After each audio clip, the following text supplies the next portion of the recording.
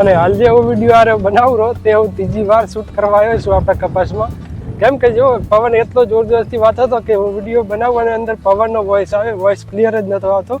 અત્યારે તો સાંજના ટાઈમે થોડો પવન ઓછો થયો છે, પરંતુ હજી પણ પવન એટલો વાયર છે, પરંતુ આપણે જે માઇક છે એટલે માઇકને લીધે એટલો પવનનો અવાજ નહીં આવતો હોય. કેમ કે આપણે જો કપાસ મારે તમને બતાવો હતો તો કપાસના આજે 1 મહિના ઉપર એટલે કે 40 દિવસ આપણા કપાસના થઈ ગયા છે અને આપણે તેમાં 3 વાર ખેડ કરી નાખી છે અને કપાસ તમે જો એકદમ ક્લિયર કપાસ કરી નાખ્યો છે.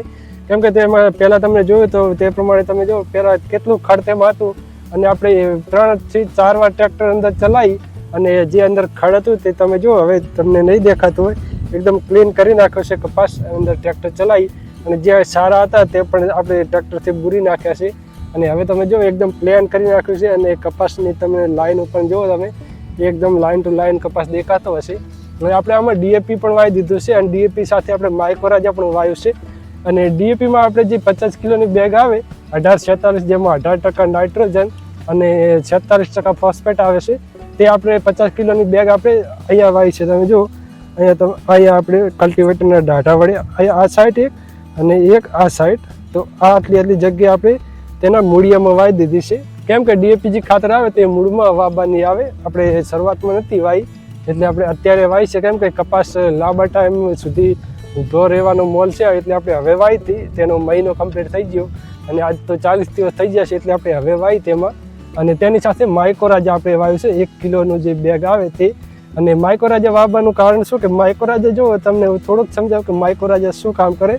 તો માઇકોરાજા કોઈ એવું ફર્ટિલાઇઝર કે એવું કોઈ અલગથી એવું નથી તત્વ તેમાં આવતું, પરંતુ તે મૂળનો વિકાસ કરે, જે છોડ હોય તેના મૂળિયાનો વિકાસ કરે અને મૂળિયા મોટા બનાવે અને મૂળિયા મજબૂત બનાવે. એટલે કોઈ બી છોડના જો મૂળિયા મજબૂત હશે તો તે છોડ ઓટોમેટિક તેનો વિકાસ વધશે. કેમ કે જે પોષક તત્વો હોય આપણે જે ખાતર વાવીએ અને જમીનમાં જે પોષક તત્વો હોય તે પોષક તત્વો છોડ સુધી પકડવાનું કામ કોણ કરે તો કે મૂળિયા. તો મૂળિયા મજબૂત હશે તો છોડનો વિકાસ પણ ઓટોમેટિક સારો થશે. તો આપણે જે 50 કિલોની બેગ આપણે કલ્ટિવેટર વડે વાવી હતી, તમે જો વિડીયો પણ મેં બનાવ્યો હતો તો તે વિડીયોમાં તમે જોઈ શકો કે આપણે કલ્ટિવેટરની આગળના જે ડાઢા આવે તે ડાઢાને મદદથી આપણે પાયામાં આપણે ડીએપી ખાતર વાવ્યું હતું. તો તે ડીએપીની બેગમાં જ આપણે 1 કિલો માઇકોરાજા મિક્સ કરી અને વાવી દીધું છે આમાં. તો હવે જે આપણે માઇકોરાજા વાવ્યું તે શું કામ કરશે કે આપણે જે કપાસનો છોડ રહ્યો તેના મૂળિયા વધારશે અને મૂળિયા મજબૂત બનાવશે. એટલે જે આપણે ખાતર વાવ્યું અંદર ડીએપી તેના જે પોષક તત્વો આવે અને જમીનમાં રહેલા પોષક તત્વો કપાસના છોડ સુધી પકડશે. એટલે છોડ પર જે આપણે ખાતર વાવ્યું તેનું પણ સારામાં સારું રિઝલ્ટ આવશે અને કપાસનો વિકાસ પણ સારો થશે. એટલે જ આપણે તેમાં માઇકોરાજા વાવ્યું છે. અને માઇકોરાજા આવા લાંબા ગાળાના જે મોલ આવે જેમ કે કપાસ છે અને એરંડા છે અને બીજા બી મોલ આવે, અમુક વાર તમને લાગતું હશે કે આપણે મોલ એવો ફીકો ફીકો દેખાતો હોય, મોલ થોડોક નરમ દેખાતો હોય અને ખાતર નાખીએ તો પણ આપણને એવું લાગે કે ખાતર બરાબર ગણ ના લાગ્યું. તો તેનું કારણ શું છે? તેનું કારણ આ જ છે કે તેના મૂળિયા બરાબર ના હોય અને મૂળિયા વધારે મજબૂત ના હોય એટલે તે જે આપણે ખાતર નાખ્યું તેનામાંથી પોષક તત્વો ખેંચી ના શકે. તો એટલા કારણથી જ જે લાંબા ગાળાના મોલ ઊભા રહેતા હોય તેમાં આપણે માઇકોરાજા વાપરવું જ જોઈએ. તો આ વખતે એટલે જ આપણે ડીએપીની બેગ સાથે જ તેમાં 1 કિલો માઇકોરાજાનું જે બેગ આવે તે આપણે તેમાં વાવ્યું છે અને તે દાણાદાર ફોર્મમાં હતું. બીજું પણ લિક્વિડ ફોર્મમાં પણ આવે છે, પરંતુ આપણે દાણાદાર ફોર્મમાં જે તે વાવ્યું હતું અંદર ડીએપીની બેગ ભેગું. એટલે હવે થોડોક કપાસનો વિકાસ સારો થશે. અત્યારે પણ સારો જ વિકાસ કહેવાય.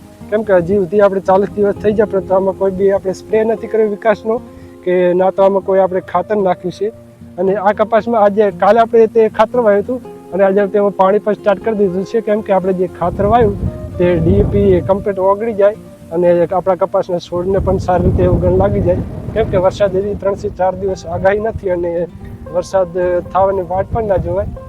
કેમ કે આપણે ખેડ કરી એટલે અહીંયા જુઓ તમે આ જમીન થોડીક સુકાઈ ગઈ છે એટલે આપણે તેમાં પાણી આપવું જોઈએ કે આવા પવનના લીધે કપાસનો છોડ નરમ થોડો પડી શકે. અને આ ભાગમાં જે આપણે અડદ વાયા તેના પર 3 દિવસ આજે થઈ ગયા છે. તો હું સવારમાં જોવા ગયો હતો પરંતુ હજી આપણે અડદ એવા નીકળ્યા નથી, અંદર કોટી રહ્યા છે. અને પહેલાં જે મોટા ખેતરમાં આપણે તેની પહેલાં 1 દિવસ આગળ વાયા છે એટલે તેમાં તો શાયદ હવે ઉગી ગયા છે, પરંતુ તે ખેતરમાં આપણે અડદ વાઈને આવ્યા 13 દિવસનો હું ત્યાં આટો મારવા હજી નથી ગયો. કેમ કે અહીંયા કામમાં ચાલી રહ્યું છે. પછી તેમાં આપણે તે ખેતરમાં વાઈને આવ્યા એટલે પછી બીજા દિવસે આપણે પહેલા ખેતરમાં અડદ વાયા અને પછી 2 દિવસ આમાં ખેડ કરી અને પછી ડીએપી ખાતર વાવ્યું અને આજે પાણી ચાલુ કરી દીધું. એટલે તે ખેતરમાં જવાનો ટાઈમ જ મળ્યો નથી, પરંતુ આપણે કાલે સવારે જઈશું અને તે આપણે કઈ જગ્યાએ કયું બિયારણ વાવ્યું છે, કેમ કે આપણે 2 જાતના બિયારણ વાવ્યા છે, એક તો અવની 88 અને સાગા 11. તો આપણે કઈ જગ્યાએ કયું બિયારણ વાવ્યું છે અને એક તો મેન તો આપણે જે એરંડા વાળા ભાગમાં આપણે કયા ગારે અડદ વાવ્યા છે તે પણ હું તમને બતાવીશ. કાલ આપણે સવારમાં તે ખેતરમાં જઈશું. અને આપણે બિયારણ સિવાય પણ ગઈ સાલ જો આપણે જે અડદ પાક્યા હતા તેમાંથી આપણે 10 કિલો જેવા અડદનું બિયારણ આપણે ઘરનું જે આવે તે રાખ્યું હતું. તો આ ખેતરમાં પણ વાવ્યું છે થોડુંક પેલી બાજુના ભાગમાં, અને પેલી સાઈડ આપણે પેલા ખેતરમાં પણ વાવ્યું છે. તો તે કઈ જગ્યાએ વાવ્યું છે અને તે પેલા ખેતરમાં ઉગ્યું હશે, કેમ કે આજે તે 4 દિવસ કમ્પ્લીટ થઈ ગયા છે અને કાલે તો 5 દિવસ કમ્પ્લીટ થઈ ગયા છે. એટલે તે આપણે જે ઘરનું બિયારણ હતું તે કેવું ઉગ્યું છે તે પણ હું તમને કાલના બ્લોગમાં બતાવીશ. અને આજના બ્લોગ તો જુઓ, અત્યારે પવન એટલો જોરથી વાયરો છે કે તમને પણ થોડો અવાજ તો સંભળાતો જ હશે. અને કપાસના છોડ પણ જુઓ તમે પવનના લીધે કેટલા જોરથી હલેરા છે. જો આજે થોડી વાર મોટર ચાલુ કરી હતી એટલે આરે ભાગમાં પાણી આપણે આલી દીધું છે. તો બસ આજનો બ્લોગ આપણે આટલા સુધી રાખીએ. તો આજનો બ્લોગને લાઈક કરી દેજો અને આપણી ચેનલને સબસ્ક્રાઈબ કરી દેજો. અને કાલનો બ્લોગ જોવાનું ના ભૂલતા, કેમ કે કાલના બ્લોગમાં આપણે તે ખેતરમાં જઈ અને આપણે અડદ જોવાના છે કે અડદ કેવા ઉગ્યા છે. તો બસ મળી જલ્દી નેક્સ્ટ બ્લોગમાં. ત્યાર સુધી જય હિન્દ, જય ભારત.